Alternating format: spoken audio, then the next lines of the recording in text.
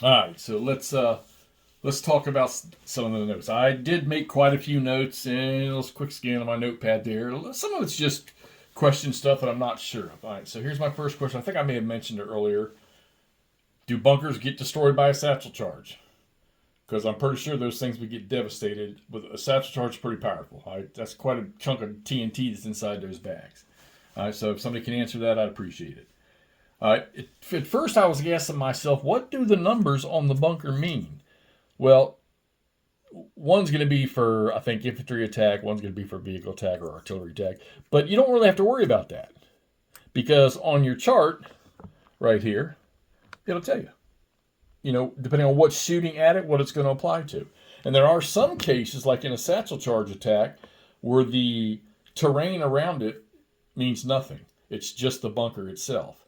So, like a bunker in the jungle, if a satchel charge, which we had two successful ones, gets in there, the jungle has no value against a satchel charge attack. Okay? Cool feature in this game is the potential to retain satchel charges. Now, these are squads. The two units I had with satchel charges, one of them, let me pull up a little closer so y'all can actually see that. The little white square right there, that means they're carrying a satchel charge. If you use your satchel charge, you have, if the scenario calls for it, you have a retention number. So you roll against that retention number. If you do better than, if you're less than or equal to the retention number, you still have a satchel charge even after you used one. So it means you're probably carrying, they might be carrying, maybe every guy in the squad's carrying one, okay? So that's pretty cool. This game, you have serious possibility of losing casualties to rout when you roll for those morale checks. And I did. I probably had 3 occasions at least to where there were casualties, and I forgot to show you, there was the casualties right there, 6 units on each side, completely eliminated, along with what's on the map that's been reduced. Americans have a lot of reduced ones, okay? Concealment in the jungle. Now, here's a cool one for the jungle. You can literally be adjacent to an enemy unit, especially with the Japanese, and they would be concealed, and you can't detect them. All right, until you either try to move in or they fire out of that hex. They can literally stay concealed, and you can literally move right up to them. All right, so you got to keep that in mind when you're playing these jungle scenarios. All right. Decoys. Yeah, I struggled with this. Like I said, I think I mentioned it in the last video or one of the videos. I got to figure out how to use decoys when playing solo. And like I said before, why do I want to say I read somewhere how to use them, but I'm going to have to do some digging on that one right there. All right, indirect fire in the jungle has lesser effect because the canopy is going to absorb the fragmentation of the incoming round, especially for like mortar fire and stuff like that. So you actually lose your firepower numbers. Your firepower strength actually comes down when you're shooting indirectly artillery or mortars into the jungle, okay? Now, I have seen what happens when these things hit in trees and everything. All right. Made a note to myself here. Understanding the meaning of what moving in the open. I explained that to you earlier, that almost this entire map, all the hexes have terrain in them except for the 2 open ones right there. All this other stuff is considered terrain. So you don't get them moving in the open, shooting at a target moving in the open if they're in that kind of terrain. So you won't even get to apply that massive number like that. They got to be in those open hexes. Command points. So you have cases in this game. The scenarios will tell you how many command points each side gets. And you can use those for certain things. And they point it out to you. I probably should have got this out. Let me get this chart out if I can.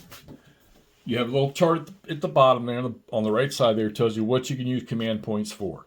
All right, you can re-roll an infantry morale check, which I think I did once or twice. You can add one to infantry final opportunity fire. If you're gonna, you can use it to increase their range beyond, but you can only use it for infantry, because for final op fire you can only shoot at units that are adjacent to you. But if you burn a command point, you can shoot at units that are outside up to their normal range. You can add +1 to their protective firepower, so which is usually a weaker number for their when they do opportunity fire. But you can't increase it more than the normal firepower. And we're going to talk about that in a second too. All right, or the second player, he can opt to, before the enemy player starts a phase, Or before the phasing player starts an operation or an action, you can burn a command point and get an action in yourself first before they do anything. And for the Japanese, I use that quite a bit because the Americans are the first to go. And then you can add one to an infantry unit's movement points by one. All right?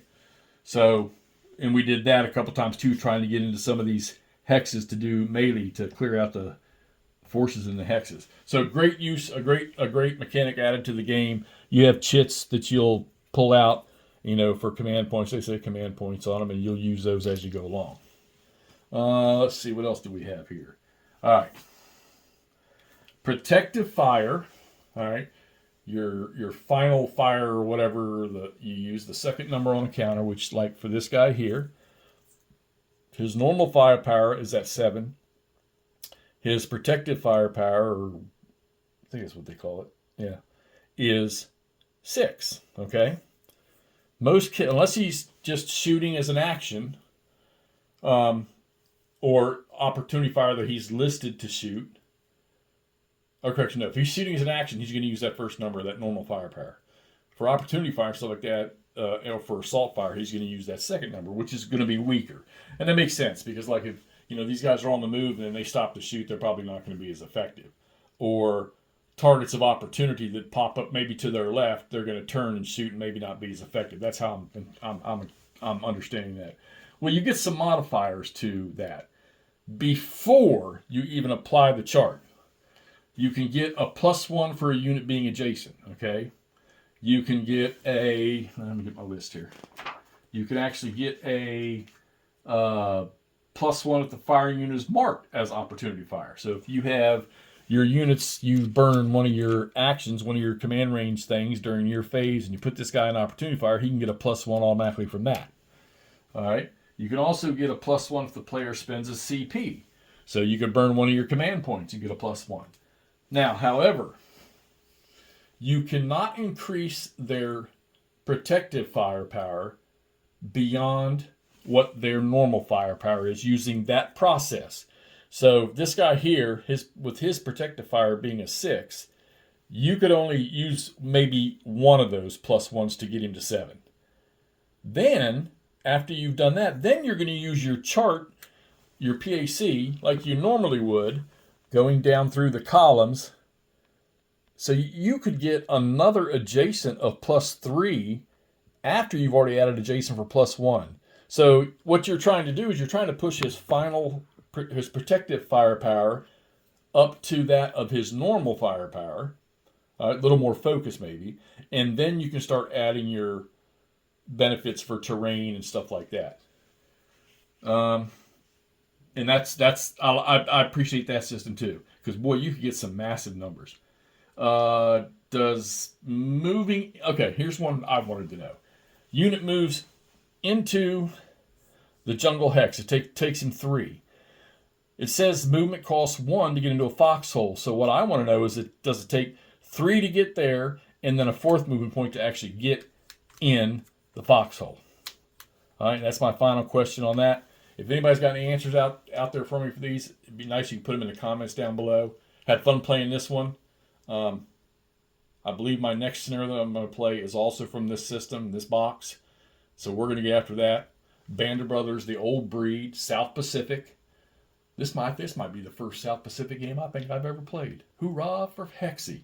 All right, let's get this posted so y'all can see how the outcome was. Japanese victory. Only 3 Marine units got south of the river. And we'll talk to y'all soon.